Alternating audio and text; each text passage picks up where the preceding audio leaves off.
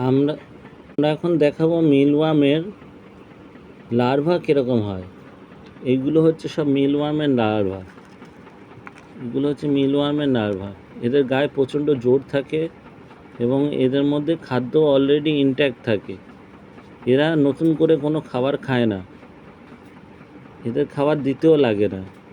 এরা এর থেকে আস্তে আস্তে ডেভেলপড হয়ে বিটেল তৈরি হয়। এরা নিজেরাই নিজেদের খাবার তৈরি করে এবং নিজেরাই নিজেদের খাবারকে ডেভেলপ করে। এরা আস্তে আস্তে খোলস ছাড়ায় এবং এরা বিটেলে তৈরি হয়। এরা প্রতিকটার গায়ে খুবই জোর।